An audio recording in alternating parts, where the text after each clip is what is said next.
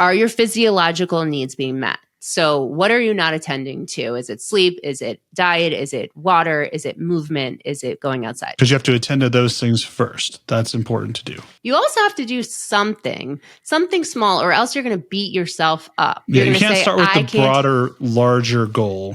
You can't start with this like, all right, I'm going to fix my life and I'm going to... What? Why not, Aaron? Why can't we start with that huge gargantuan part? Why can't we write a screenplay, write a book, run the marathon all today? What if everything you thought you knew about ADHD motivation was backwards? Today's guest discovered she had ADHD after becoming an ADHD coach. And that very unusual journey led to a breakthrough system that's helped over 1 million people. Brooke Schnittman reveals why starting with your why might be sabotaging your progress. You'll discover her 12-step system that begins not with goal setting, but with something much more fundamental, and why that 1% approach works when everything else fails. From being bullied as a kid to becoming a special education teacher to building a coaching empire, Brooke shares the raw truth about masking, burnout, and why she disagrees with Simon Sinek's famous advice. Plus, hear the surprising workplace pattern that finally led to her diagnosis and how she turned 6 years of client feedback into a system that actually works. If you've ever felt like productivity advice doesn't stick or wondered why your ADHD seems to work differently than everyone else's,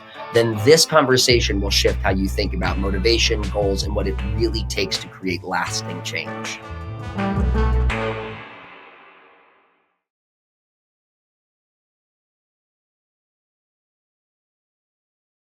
We're going to kick off here with an introduction. My name is Stephen Tonti, and my co-host here is Aaron Smith.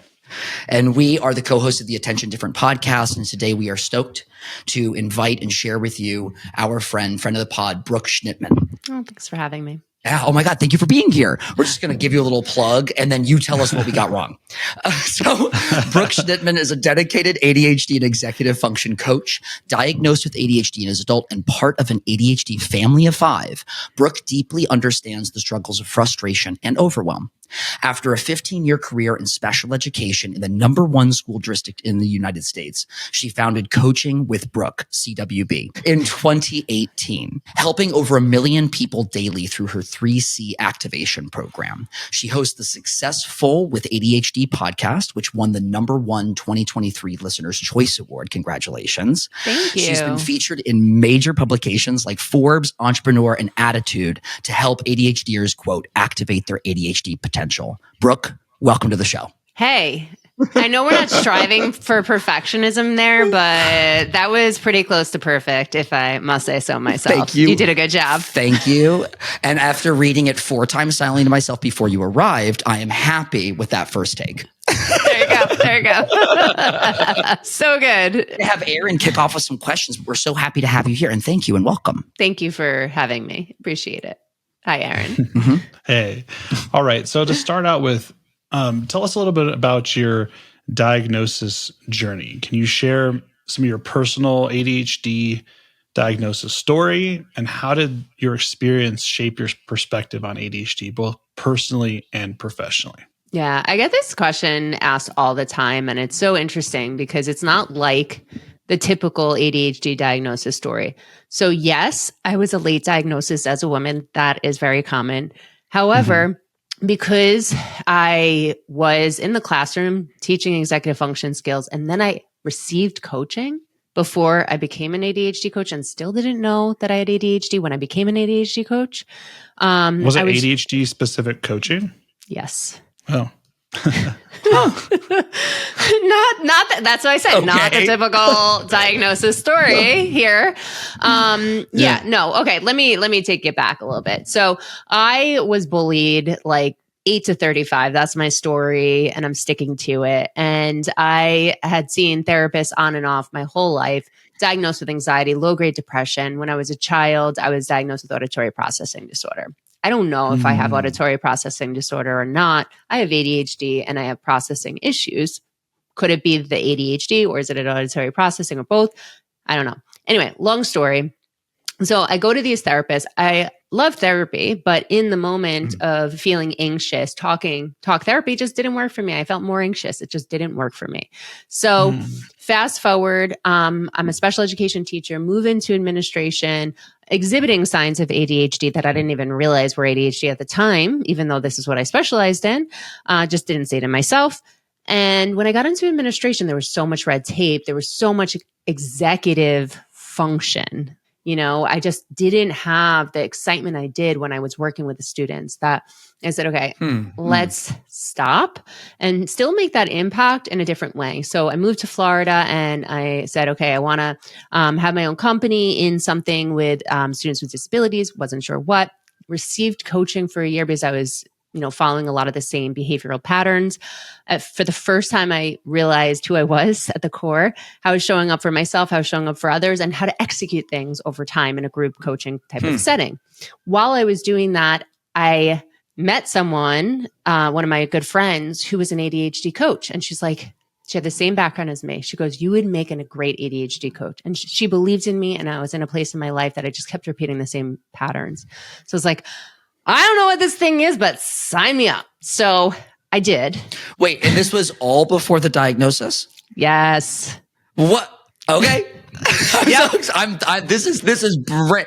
This is definitely the exception to the rule. Continue. Yeah. I know. It's really wild. It's really wild. So I get trained in ADHD coaching and I dive right in. I start my company overnight and I start working with students and I start working with adults. I really enjoyed working with adults. I didn't know why. And then I started working online. This was 6 months into my coaching journey. That was the beginning of 2019. And when I was working with adults online, I realized I really enjoyed the coaching session. But then when I had to go to take my notes on it and then come back to the next coaching session, that shifting attention was like short circuiting. I'm like, there's something off here. I physically cannot go back and forth and do that. So the pieces started coming together for me. I got a diagnosis of combined type ADHD. I saw a psychologist, then she brought me to a psychiatrist. She also confirmed that I had combined type ADHD. And then ironically, 6 months after that, I met my non-diagnosed ADHD husband and his 2 non-diagnosed ADHD sons. And now we are an ADHD family of 5. We have a 3-year-old who is exhibiting major hyperactivity, more so than the typical 3-year-old toddler. And we're suspecting that she has ADHD as well. So that is my ADHD story, and I'm sticking to it. Well, thank you for sharing that. And yeah, it's very interesting that you had this specialization in your educational background and working with special ed children and kids and then coaching people. Yeah. And it was hard for you to recognize it in yourself. It is so weird. And my dad, who I look up to very much, he would always make fun of me. He would joke with me and say, why do you always go for men who have ADHD, Brooke? Like, I dated a lot before I met my husband. And he goes, every single man that you're with has ADHD. And this was before I knew I had it. So yeah, but no one called it out in yourself. I have to say something. This is my bold reach here. But in the cliche version of these stories, we usually hear someone say, somebody in the hall, somebody in my dorm, somebody in my family said, hey, do you have Adderall? No one in my family. No one called you out on it. No one except for my best friend, who apparently called me out on it a few years before I got diagnosed. But my working memory, I don't remember her saying that. She's a social worker and she will, again, take that to the grave. She's said that she told me that. And apparently at the time I got defensive and said, you don't know what you're talking about. Right. But she was the only one who said something. One incident. Yeah. But I was a hyperactive child until I got bullied. And then I think what happened is that everything went internal at that point because I didn't want to show up the way that I naturally did. And many people just didn't understand in women and in girls how that hyperactivity can manifest in a psychosomatic way internally, right? So that's why I kept getting diagnosed with anxiety. Yeah, what did it look like? This hyperactivity when you were a kid. How did that appear? So I literally have videos of me bouncing on a trampoline behind some of my cousins, right? And my big hair is up here, I'm that kid, right? My mom would call it friendly and outgoing. I would always grab kids and be like, come on, let's play. I was that outgoing person, right? I could not stay in one thing. Like I always had to be doing something, right? I always had to be busy. Like after school, I would swim for 2 hours. After swimming, I wanted to do something else. My sister could sit on the couch and watch TV endlessly. I was always bouncing around the house playing or doing. So you were very active. You moved a lot, but you also said you were bullied for that. Was there something you were doing that was like creating, some sort of situation or something in the classroom where you were standing out, where you were like sticking out from the others? Yeah. So I went from a private school in 4th grade to public school in 4th grade. So 3rd to 4th grade. So at that point, the kids already established friendships, and I happened to know the neighborhood kids that were there. And I thought that they would naturally be my friend, but they didn't want to be my friend because they already had friends. So I didn't understand it. It didn't make sense to me. We were friends. We were friends like during camp. And I made it my point to be friends with them, and they legitimately didn't want to be friends with me. And I developed this avoidant behavior. So I wanted to be friends with people that weren't naturally wanting to be friends with me. So yes, when I went to public school, I did have some behaviors like calling out. I would go up to the teacher's desk, but instead of raising my hand, because all of that supposedly was acceptable in the private school that I went to in elementary school. So I didn't know that structure and those rules. But also, was that ADHD, or was that just that I didn't have those routines of what is acceptable in public school? Or por qué no los dos? Both. Yeah, it could be both, right? It's a combination. Yeah. So then I went to middle school, and it kind of like followed me. I was that vulnerable victim child. I was hypersensitive. Like some of the people who bullied me knew that I was a target. So they would do some stuff like, hey, ask me a question about, what do you think of so-and-so? And I'd be like, yeah, they're okay. And then they would bring that so-and-so over and be like, hey, I heard you were talking about me. I'm like, what are you talking about? But like, I would freeze at that point, and I didn't have a comeback, right? I didn't know what to say at that point. I think I struggled developing communication because I was afraid at that point, starting in middle school, to speak up. Because every time I spoke up, I would be made fun of or told, we're not your friends. What are you, Steve Urkel? Why do you keep asking me to be my friend? What are you, Steve Urkel? Yeah. That just, look at Aaron felt it too. Wow. I can see in your face. That just took us all back to a time of like, I feel like a collective age here. And that just took us all back to a generation. I knew you would know. A lot. That hurts a lot. Steve, whatever Steve, like, what are you, Steve Urkel? I was like, oh man, whoa. Yeah. Am I that nerd? Oh shit. Yeah. And then in high school, there were a couple of things that like I did, right? So like one thing was I told a guy that this girl on my basketball team was obsessed with him. And then of course he told her, and then she's on my basketball team. She's a senior. I'm a freshman. That's not going to go well, right? Then there was another time I was in biology class, and I was, there was a girl who got liposuction, and me and my friend were talking about it in the class, and her friend's sister happened to be in the class and told her, and only bullied me, not the other person, because the other person's friends with her sister. So it's just like one thing after another, but like major exclusion, major exclusion. And that continued in college. It continued in my professional work too. Wait, the same like cycles like that, loops of those, like multiple anecdotes similar to that. Yes. Throughout middle school, high school, college. Okay. And professional work.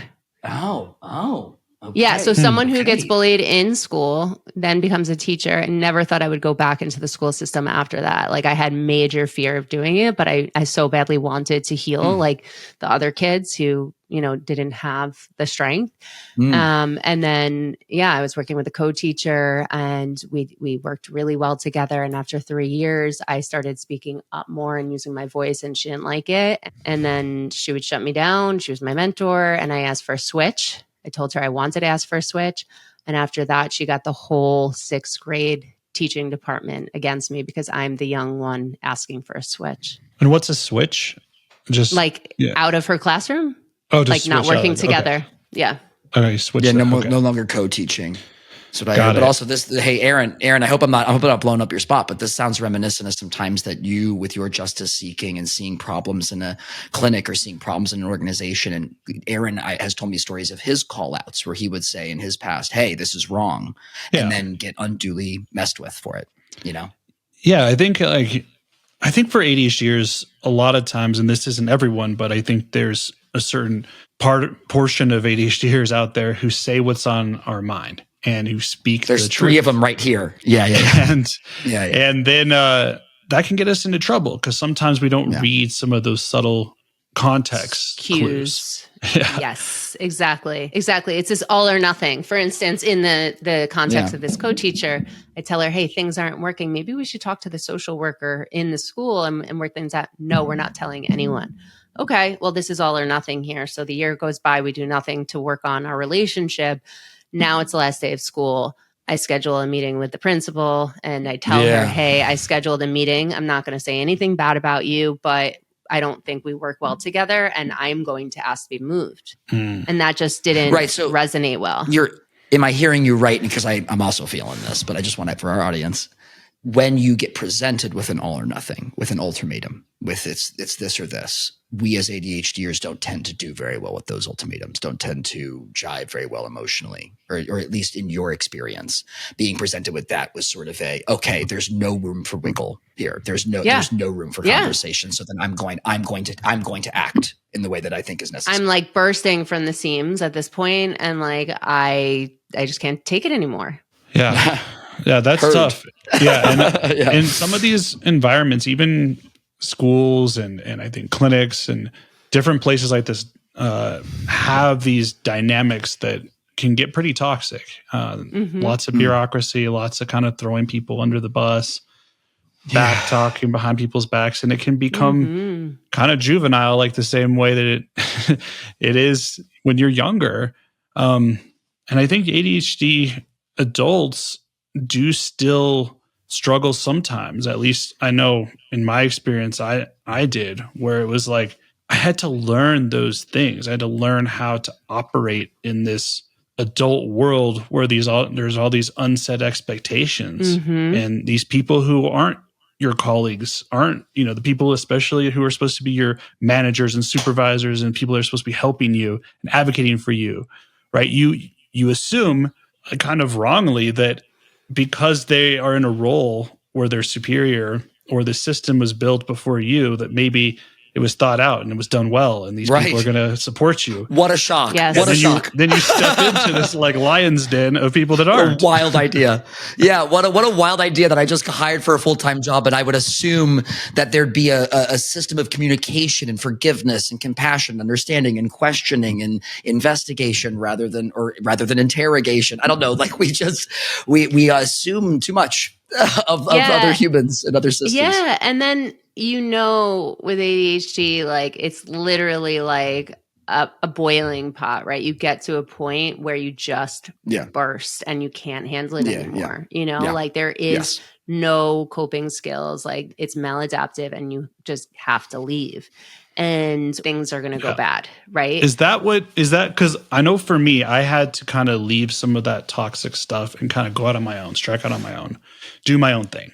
Because I could not work. I worked for various different types of places. I worked in, that clinic setting. I worked in nonprofits. I worked in, for a time in some schools doing some restorative justice stuff when I was in my early, 20s and 30s. But I realized those environments did not fit me.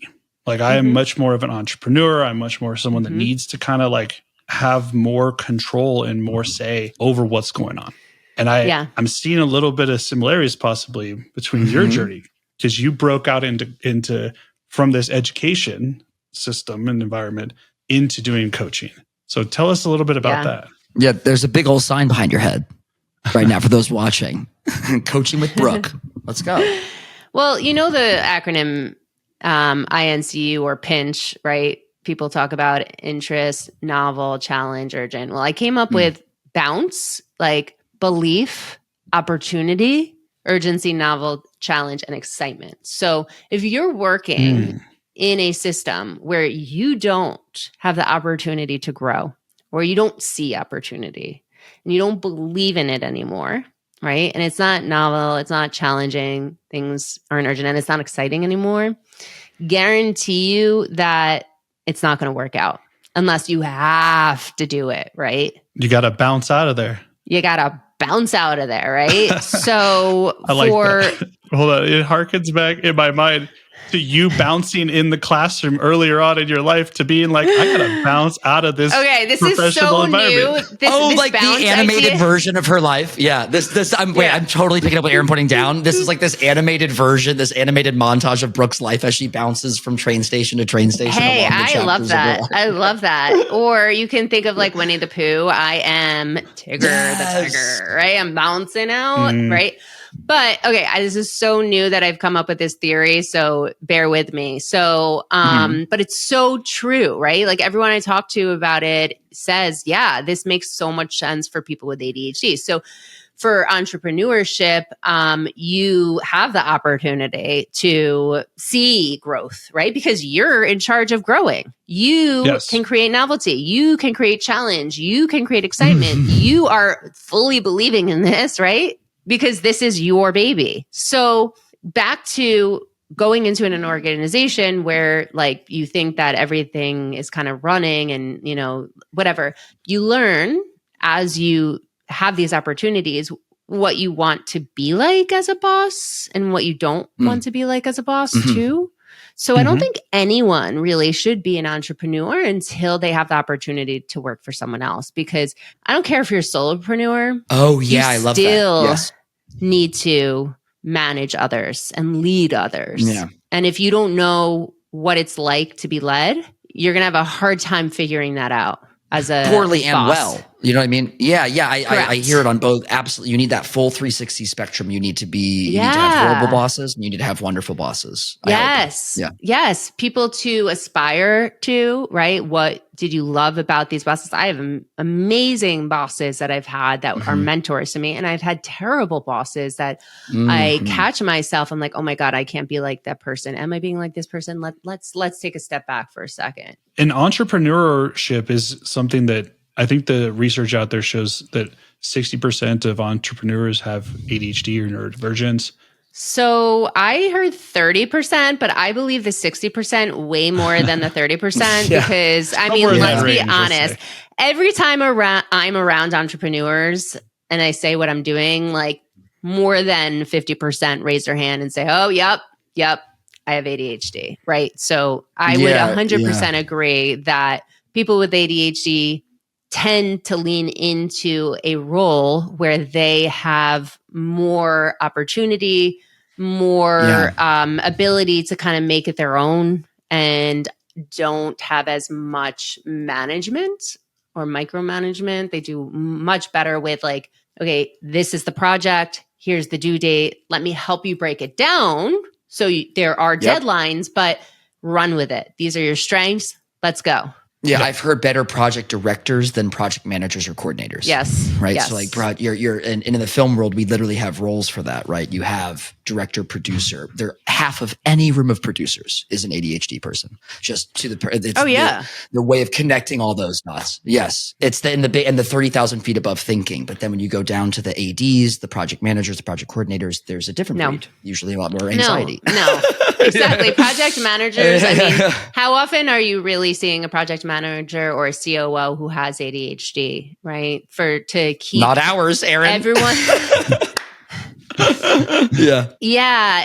It's usually the CEOs with the visions, not the COOs. And if they do have ADHD and they're COOs, then they might have lots of anxiety or OCD, or they might need to bounce. They might need to bounce, or they have the systems that they've learned to manage. Hey, attention different fam, we've got an e-course for you. It's called Thriving with Adult ADHD. If you've ever felt stuck starting tasks, overwhelmed by managing your energy, or unsure how to build routines that actually work, this course is for you. Again, that's Thriving with Adult ADHD. Inside, you'll learn practical strategies to help you focus, strengthen your relationships, and feel more in control of your day-to-day life. With over 2 hours of video lessons and an 80-page workbook, you'll walk away with tools you can use right away to not just survive, but thrive with adult ADHD. Head to attentiondifferent.com now to get started. So tell us, speaking of systems, tell us a little bit about some of your systems. You have this 3C activation model. You also have your 12-step program that you reference in your book. So maybe just start with wherever you want to go into some of those systems that you think that you've devised that are helpful for ADHD adults to manage their lives. ADHD. Yeah. So the 12-step system is my 3C activation system. And I laid it out in the book, Activate Your ADHD Potential. I also coach coaches on it and use this in coaching my ADHD clients. So the 3C activation model starts with the basis in mind that you're overwhelmed, right? You're overwhelmed or you're underwhelmed, but you're going through this ADHD disruption spiral of not being able to gain and build and maintain momentum. So you're likely in survival mode and in this all or nothing, overwhelmed, underwhelmed mentality, right? So we try within these 12 steps to get you out of that, even when your neurology is like bringing you back to that. So we start with evaluating the areas of your life, seeing where you are, kind of just a bird's eye view, right? We don't try to get you motivated right away, because to get intrinsically motivated, your body needs to be calm, right? You need to really understand metacognitively and like already have systems to be motivated for things. So anyway, we start to help you slow down the chaos of your ADHD by brainstorming, like, what are all the things in your life that you're thinking about? What is on your mind that you need to get out there and start creating some sort of traction? Very, very small 1% traction. So what are the items on your list? I don't care if it's within your values, your strengths, or if you're motivated by it, but what are those things on your list that like you just need to break down so small and do? Because you're frozen right now. You're in this freeze, fight, flight, fib, or fawn state. Then what are you not attending to in yourself, right? So that ADHD hierarchy of needs, like Maslow's, are your physiological needs being met?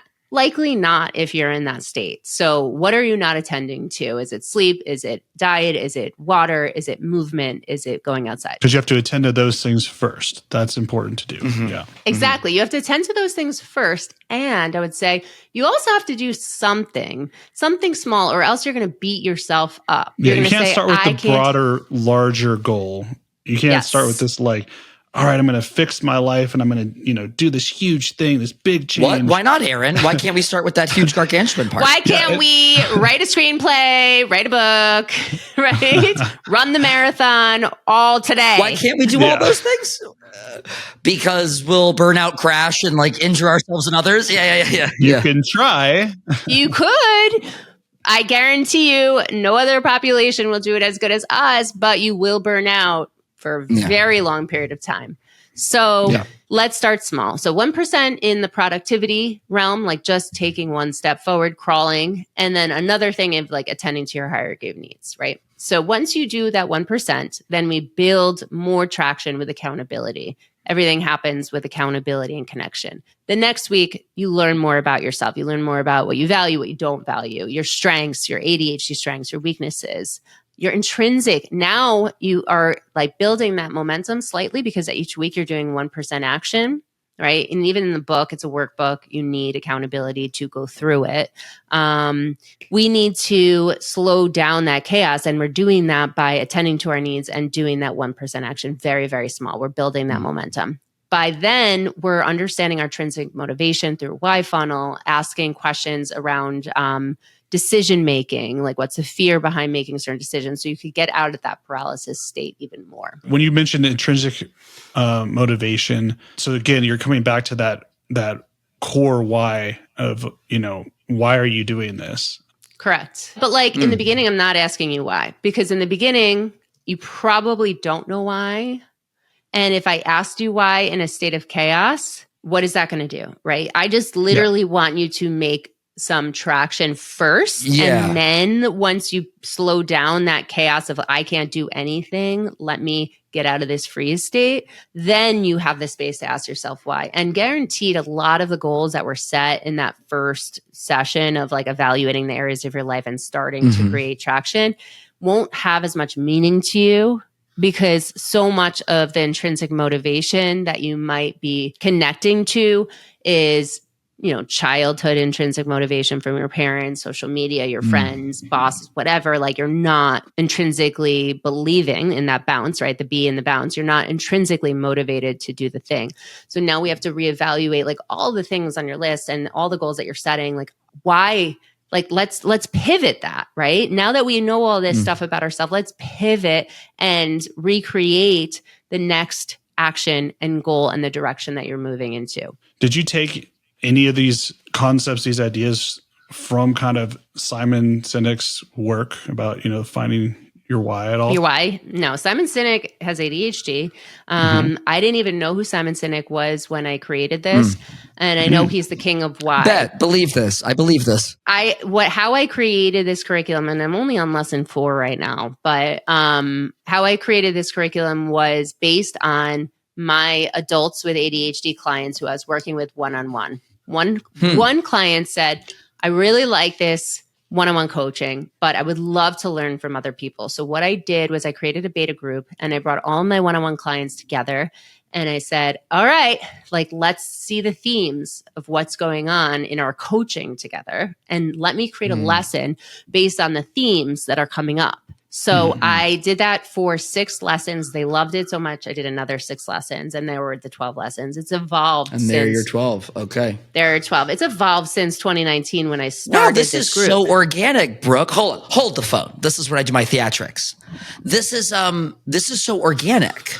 And I that's why I believed you a moment ago when you said I didn't read his work, because I can hear it in your voice. And I can also hear a sense of like euphoria and self-discovery and finding your purpose enmeshed in all of this. So like, what is that rocket fuel? What is that nitrous oxide booster, to the car? Yeah. It seems to be like this was working for you. Dare I say, in the theater space, we know when the props and the set pieces and the costumes and the lights are all kind of coming together and there's a vibe. You came up with 12 steps in 2 beta groups. That's a first whack at the ball. Like, you talk as fast as I do, which I appreciate, but I'm picking up these big benchmarks that came at you on first attempts, which is really impressive and cool. Thank you. Yeah. So well, that's just very trailblazy. Yeah. Now it's been almost 6 years since I started the 3C activation curriculum. And of course it's evolved and I've changed around the placement of certain steps as I've worked with different ADHDers. And also there's been new science that has come out and new research. So that has grown and evolved. Yeah, no, it's extremely I actually disagree with Simon Sinek in the fact that you shouldn't start with your why. If you are overwhelmed, underwhelmed in an F state, how can you start with your why? You don't know your why, right? You just need to create traction eventually. You need to create some momentum and get some traction, get some small wins, and then correct. You get your motivation. Yep. Okay. So walk us through. So we were at step 4. What are the next ones? Because I'm really liking this process. And I think it's helpful to give people an idea, some adults who are thinking about coaching or thinking about programs to kind of join like yours, to just have an idea of what this process is like and how this growth happens. So that's great. Sure. Yeah. So at step 5, now we're in, so we already went through the chaos stage. So the 3 C's stands for control, consistency, and confidence. So we're controlling the chaos. That's the first phase, right? The second phase is consistency. So obviously ADHDers are inconsistently consistent, right? So you hear the word consistency. What do you mean by that, Brooke? Well, I'm making sure that based on the knowledge that you have, that you're persistent in the action that you're taking. So there's the consistency phase. So lesson 5 is now we're going to get really specific and measurable and accountable and timely. So we're going to do some SMART goals about the goals that are in front of you. And we're going to redo them with everything that you know. Then we're going to go into techniques with organization, prioritization, productivity, I'm sorry, but scheduling and focusing your time. I know everyone hates to be told, oh, just get another planner. But this is not a one size fits all approach. And I'm going to give you a variety of questions and tools that you can choose from that work for you because you're creating your toolbox. So that is the second phase where we talk about time management. Yeah. And it's a scary proposition sometimes for people to to try these productivity tools and organizational things because a lot of times they've tried some sort of this for however long and they failed in the past. Yes. And they're like, that doesn't work for me. I've tried that. And I've been pushed by my parents and their people growing up to use a planner. You have to write these. You have to do this in this way. But there's, like you're saying, there are ways to adapt this. There's a ways to adapt it based on what your tasks are, what your appointments are. There are so many ways. Like one, for instance, is writing all of your to-dos on a big index card and then putting 3 to 5 of them on the back. And then once you are done with those 3 to 5, rewriting your to-dos on another index card and keep going, right? So like you're now activating your working memory, object permanence, and we don't want to keep seeing these things in front of us. We want to throw out the index card, right? Yeah. So that's just like one example of a way that you could kind of keep prefer a track shredder. Yeah. Or my old co-host from a previous podcast I used to do, he would call it like the spindle of accomplishments. You think of a restaurant and where you put your receipts. Exactly. Hell yeah. He would put all of his to-dos on that and then boom, right? So now you see them pile up. You're like, yes, I've done all of this. Yes. Honestly, I've thought about this in the past. There should be a campaign. Everybody should show off their stack. This makes me think of your friend Steve's receipt machine, Stephen. Yes. Love it.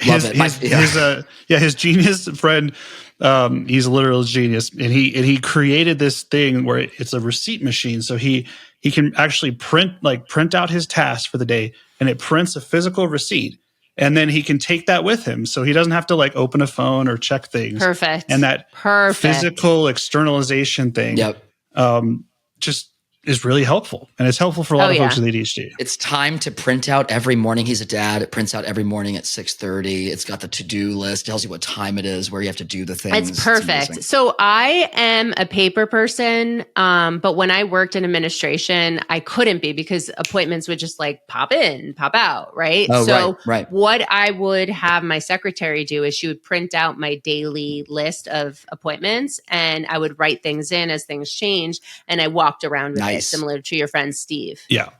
So I needed that in front of me when I didn't know I had ADHD.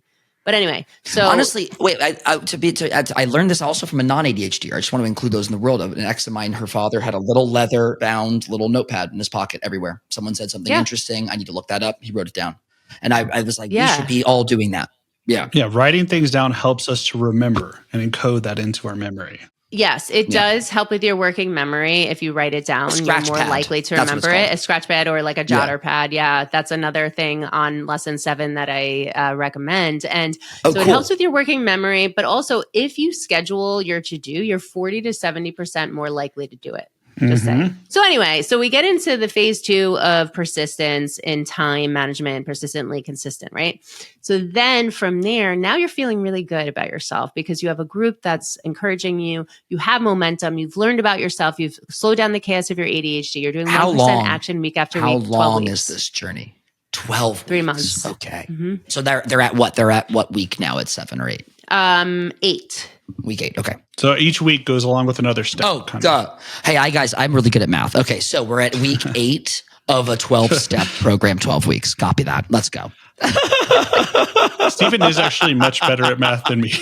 Significantly. That was incredible. Let's all move past it. You were so engaged in the conversation that you weren't doing math, and I appreciate that. Thank you. I was really drinking in your words. The numbers meant nothing to me. You were drinking in the Kool-Aid. You were taking in what I was spitting out. Yeah. I'm like Lawrence of Arabia in here. I'm like, what month are we in? You know? Is the same Patty's Day today? Or no? Okay. So anyway, so lesson 8, right, of 12. So then now we're starting to be like have agency in ourselves, awareness in ourselves. So now, since we're starting to build confidence, now we can choose what tasks we need to do, what we can delegate, how to have those uncomfortable conversations we've been avoiding that none of us with ADHD actually want to plan out, right? Like we need to be empowered, but how do you become empowered if you can't speak up in a meaningful way? So using the team around you, the people around you to ask for bold requests, delegating, figuring out how to plan to do that, because That's part of the reason why ADHDers don't do that, because we have fear of asking for help, or we are so boggled down by the day to day that we don't even have the energy to delegate or ask for help, right? So there's that.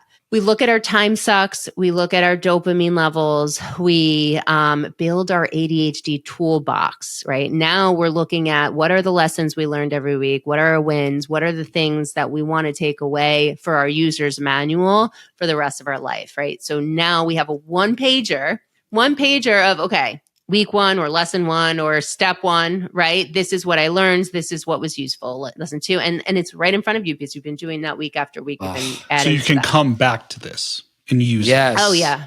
100%. Like you might not come back Can you to laminate it? Is this like a laminated one sheet? Yeah. Oh, so yeah. cool. I mean, Yeah. I didn't laminate it for you, but you can laminate it. I don't see why not. I think everything like understanding your why for doing things, understanding your time sucks, understanding your dopamine, like those should all be in front of you, because you know when you're emotionally dysregulated or like you are starting to get anxious or overwhelmed, you don't activate your executive functions, right? You activate a different brain, that second brain that is emotional. So when you have the things that have worked for you, it is so much easier to come back and look at it and be like, okay, I've done this before. I have systems. Like, let's calm down.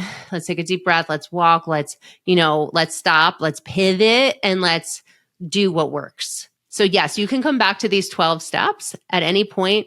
You might not have to redo your values because your values don't change. You might not have to redo your strengths because your strengths aren't going to change, but you're going to likely want to come back to lesson 1, lesson 4, lesson 5, and do the other things again once you start creating new goals and new actions in your life to be empowered. When you talked about kind of consistency and persistence and the relationship between those things, I think it sounds to me like at this stage, they've gone through this whole thing. They have this one sheet. They've been through these 12 weeks of stuff, and now they have all these tools. But I think like for a lot of clients, now it's like, all right, how do I persist? How do I stay as consistent as I can be with this consistency disorder of ADHD? Great question. So as you're going through those 12 weeks, you're not doing it alone. Again, even if you're reading the book, you're doing it with someone else. You need that accountability. You need that awareness of what's happening.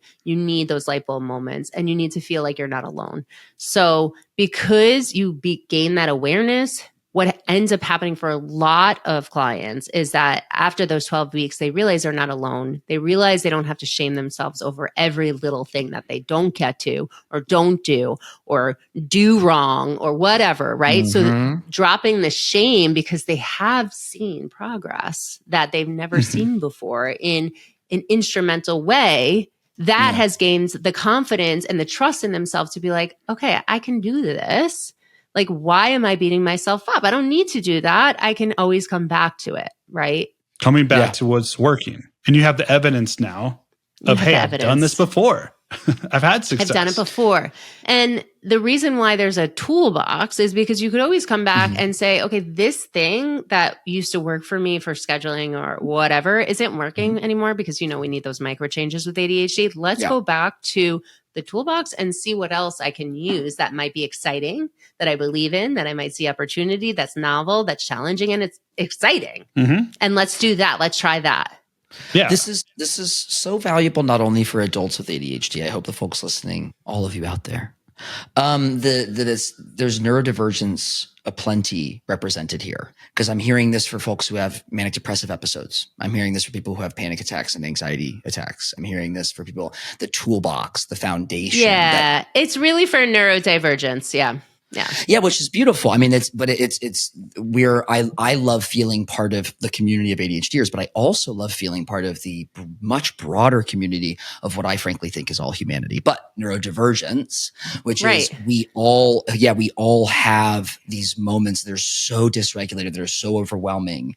Why not build that foundation with a group that you are not the problem is the problem on the one hand. And then on the other hand, have a pre-flight checklist, have a guide, have a map. have a map in your house that you can look at. Oh, right. I love mint chocolate chip ice cream. I'm going to go sit under my tree and eat mint chocolate chip ice cream, calm down for 15 minutes, and then come back to this problem. Yes. I mean, it even comes down to like the simplest things. And I know this is not even close to what the program is, but like, what am I going to eat for dinner? Right? Like, well, sometimes when you have options of different things that are in front of you that you don't need to really plan on, right? It's just so much easier to choose from than thinking about, oh, what am I going to make? What ingredients do I need? How long is it going to take? Red for filth right now. Oh my gosh. Right? You have your toolbox and you're like, nope, I got it. Here's my menu. Done. Gonna go do that thing. Gonna go do that tool and come back to it. So you can really like pick back up at any of the 12 steps. Like if you already know a bunch of stuff, you can go to step 9 if you're dealing with time sucks again. If you are dealing with feeling stressed, use the stop activity to understand what is stressing you out, what's energizing you and feeling powerful, what's ordinary, what is time consuming, right? And like it's giving you back that awareness in the change of your lifespan because things don't ever stay the same, right? Hell yeah. How do you, I want to ask you this though. So when clients have this menu and this thing to come back to, how do they reinitiate and get themselves going? Because and maybe this is just even broader in terms of initiating and starting. Because I think a lot of times that's one of the hardest things is how do you start? How do you initiate things? Yes. So I'm always going to come back to lesson 1 for people because you're going to mind map, you're going to brain dump, you're going to figure out what's on your head. What are you thinking about right now that's stressing you out? Or like, what is not feeling right? Like just get it out of your head and onto paper. And then you're going to pick something from your mind map or brain dump, 1% action, like really, really small. And then you're going to start with that. And you're also going to go to your hierarchy of needs. There's a pyramid that I have in the book and in the course, and you're going to see where you are on that hierarchy. And based on the hierarchy, then you know where to go from there, right? Like if you're really on the bottom and you're not even attending to your physiological needs, then you know you have to start at baseline again, which is step 1. I may need to eat something. I may need to drink some water. I may need to go for a walk. I may need to like regulate myself and do something that helps boost my energy. Yeah, but it's giving you back that awareness, like that creep, like, oh my God, I've gotten so far out of the systems, right? Because of the creep of day to day that I need to go back. And that's okay. You're never going to go like all the way back to where you were, but you have to start small again from whatever baseline you're at. We're at different levels, different times. Is it a creep and also a fog or a reverse binoculars? Because I feel like it creeps and also I lose sight. Yes. I like get into like a jungle of stuff. And the mind map was always like, even just the mind map to the listeners, like that brain dump thing. One of my favorite things living in New York was taking myself out for a date alone with a notepad. And I would go to my favorite ramen shop and I would do a brain dump. And like that was when everything felt really like cluttered and like clustered and I couldn't see through all of the stuff. And then you put it down and suddenly I saw the spider webs and I was like, oh, okay, this is my grad school stuff. This is this stuff. This is this stuff. It's all of that. I mean, I was talking to a coach in the 3C for coaches and we were on lesson 10. And my coaches go through the course as clients and coaches because it's important that they get the transformation first before they can coach clients. So they have to know what it feels like to go through it and then learn the tools to coach people. So lesson 10, one of my clients is in, right? And she's doing the stop activity. And stop stands for, again, stressful, time consuming, ordinary, or powerful. So you have to put all of the tasks from your day in there, like, and where's the majority of your time being spent? So for her, everything was ordinary and powerful. I'm like, yeah, but I don't see that on your face. Let's do some coaching. Yeah. So what I found out and discovered is for 2 years, she's been a stay-at-home mom. She used to be this powerhouse, badass woman, independent, seeing friends, going out, doing things for herself. And now she's not. So she's got into this funk, right? So cloud, let's say, right?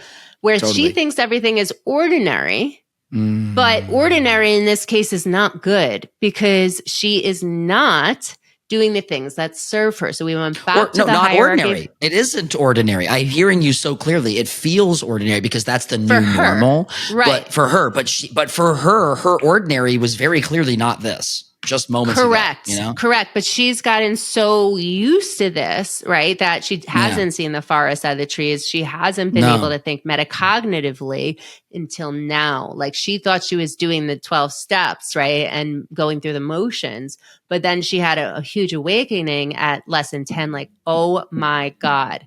Yeah, I'm learning about myself. And I need to go back to that hierarchy of needs, which was in lesson 1, remind map and find out what is going on in my brain where everything is ordinary. And then what she found out is I need to do things for myself. I need to have a conversation with my husband that we need a sitter. I need to get away and not feel that shame of not having to be with my child 24/7. Yeah. So she had to kind of come back to actually energy management. Yes. Yes. But she didn't even realize what she didn't need, like what she needed, what was missing. So she actually had to add more to her day than less. Add in some things to recharge, add in stuff that feed her purpose and her why. Yes. Yeah. Her purpose. She had lost these things that were so attached to her identity and in a healthy way, the life of the party, the one who shows up, you know, like the one who's funny, the one who's this, one who's that. And she wasn't getting to perform. She wasn't getting to do her thing, you know? Right. Yeah. She felt suffocated. And we know in human psychology, there's so much research out there that the power of connection is so strong. Like even if you aren't an extrovert, which she was and still is, but felt like an introvert, you still need to be around people. Even if you're just like parallel play, body doubling, whatever, you need to be around people. And she was not. She was living in this like cave of, you know, being this stay-at-home mom. And more power to all the stay-at-home moms, but that became her new identity. Yeah, I think a lot of techniques for productivity and stuff kind of, as you start to follow these different things, you could design a life where you're very much just following this thing and this thing and that thing and that thing and putting and stacking all of this stuff together. But is it speaking to you? Because I can see this with Steven too, right? Steven, like we have to kind of play this game with us too as co-producers and co-owners of this business and stuff. Because Steven's very much an extrovert and I'm very much an introvert. I didn't get that at all. Was not obvious. Yeah. I mask it really well, you guys. I keep it under lock. I would have never known. Yeah.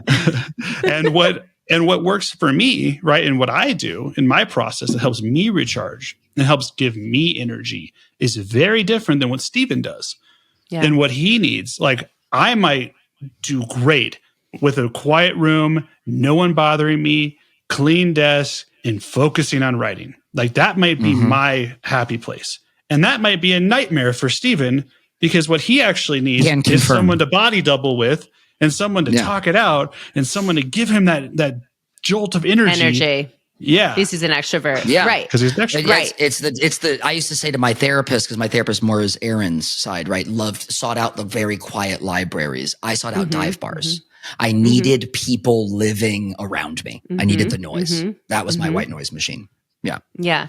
But you so badly like get stuck in this new time warp, right? At different phases of your life. Like you are just with ADHD, right? We're just like the carrot attached to our nose. We're just following the carrot. We very often forget about what is peripherally around us, life as you know it. So you just get so stuck in these routines and these habits that don't serve us, and we don't even realize it until we are burned out and overwhelmed, right? This is the quote from the method, from also Boleslavsky. We all form habits for wonderful reasons. This does not mean they serve us ad infinitum. Right? Yes. So we all form every habit for a wonderful reason. The child who goes and hides under the table because his parents are fighting and screaming at each other might be the person who pulls away from a fight in a relationship with a partner or a friend because that avoidant.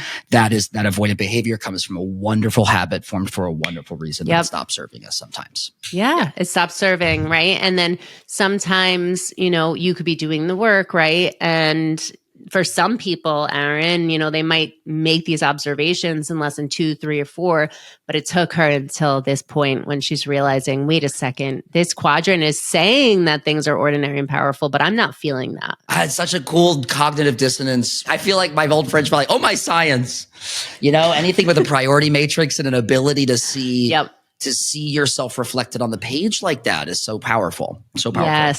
Yes. Yeah. Thank you so much for sharing this process of transformation and growth and how you help clients go through this. And kudos to you for really developing this and beta testing this and trying this out and finding stuff that works. I like that. You're not just throwing out tactics and stuff without really field testing a lot of this so stuff. sharp. And that's great. I think the greatest thing that I've learned, so I have been in administration in different ways for over 20 years. I wanted to say clearly. I'm sorry, my impulse was to say clearly. You are so administrative as a person. Sorry, I don't mean to, but it just kind of comes naturally. It's powerful. It's powerful. My dad owned a school and a camp, one of the biggest ones on Long Island. My mom was a teacher. They were both entrepreneurs in their own ways. And what comes and serves clients the best always is following their needs, following your needs, right? And not looking so far out there. I've worked with hundreds of coaches and all of them are like, Joe Schmo's doing this or Aaron is doing this. What should I know about what Aaron's doing? Okay, fine. You might want to know what your competition is up to. But what do your clients actually need? What are they telling 100%. you that you're not listening to? 100%. Listen to the person first. Yeah. Address their needs. This is not a competitive board game. It's a collaborative board game. Stop competing with your neighbors. And that's why when you asked if I followed Simon Sinek's, I was like, well, I love him, but I haven't read his book. And I think if I did read his book and then try to incorporate it into the program, I don't know how that would necessarily be serving my clients. You know? Mm-hmm. Yeah, but I will pay an homage as we wrap up here. I think that there's something different than there must be of incorporating something, copy pasting it, or collecting, accruing information and disseminating. Yeah. What you've done in a way that I haven't seen or felt before is actually get down to the DNA and the spine, the skeletal frame of a CBT experience. I've been in group therapies. I've been in 10-week sessions. I've been in 12-week sessions, but not once have I in under 60 minutes, Brooke, under 60 minutes, heard the entire 12-step process broken down like that with such fine detail. And I'm not looking at the watch. I'm looking at the gears exposed and it all makes sense. I'm like, oh, wow, that's a working watch. Oh my God. Yeah. I see how it works. So this is going to be incredibly helpful for people who I think don't have a classic framework for a 10 or 12-week program. This was honestly one of the most succinct breakdowns of a 12-week program. Is really empowering. Thank you. After going through 30 cohorts of this program with adults with ADHD, the clients would always say, and I've had coaches go through it, dietitians go through it, and they'd be like, I'm going to take this piece and apply it to my clients or this and that. They're like, why don't you train me to be a coach? And after so long, I said, finally, okay, I'm going to make this a plug and play program for coaches. It's 38 ICF credits, 25 and a half PAC credits. You can use this as a CCE program, or you can use it as your ADHD specific certification in a portfolio way, and then get your life coaching and you're an ADHD coach. There is so much power in having a program that you can utilize with clients who like systems. Great. And if people want to figure out more about this program, if they want to join this, if they want to read your book, if they want to get coaching, where do they go? This is your pluggables section. So tell the folks out there where they can find you. Thank you. Well, I think that you both have provided such a safe space to let me plug the whole time. So I appreciate both of you in that. And thank you for taking interest in that. But everything is Coaching with Brooke with an E. So biggest platform is Instagram. Website's Coaching with Brooke with an E. I have my coaching program on there. We have a Q&A coming up on it. My book is on my website or on Amazon, Activate Your ADHD Potential. But just look up Coaching with Brooke and you'll find what you need. Great. Well, I'm bouncing. I don't know about you, Aaron, but I'm bouncing. I have so much energy after this conversation. I thought I was going to be, I didn't get a lot of sleep last night. I had to download all of my content from my graduate email thing. And I suddenly have enough energy to do more work today. So this has been fantastic. Talk about that energy management. I'm glad that I gave you that power hour to go do your work. Just don't burn Yeah, up. I've just no. This is going to be that smooth finish to like 5 when both Aaron and my brain shut down. Yeah, naturally. Brooke, this was fantastic. Thank you so much for coming. Honestly, this goes into a priority matrix of mine. Unexpected, appreciated. I did not expect for this to be the interview. I didn't expect this to be our entree into your brilliant mind. Really cool, awesome mind. And I find you to be the definition of a trailblazer. So like, yeah, don't get caught up in this woman's wake is all I'm saying. So thank you so much for being here. I hope people, take some extreme value from this conversation and they know where to find you and you know where to find us. Please come back. Please knock on our door. The Attention Different podcast, attentiondifferent.com, / Attention Different on YouTube and @attention_different on Instagram. That's where you can find us and Brooke, soon to be published in our podcast where all things are published. Oh, David, our producer, is chiming in, wants to ask, are you going to be at the next ADHD conference in Kansas City this year, November? TBD. Okay. I'm really trying to conserve my energy with a 3-year-old and 2 teenagers and a husband. Right. So I have to pick and choose like how many times I can travel. 100%. We'll see. Okay. Well, we'll be sure to @ you and text you videos and photos because again, this is a collaborative board game. Everyone's in the same treehouse, and I'm so honored to have you in this clubhouse, bro. It's really cool. Thank you for having me.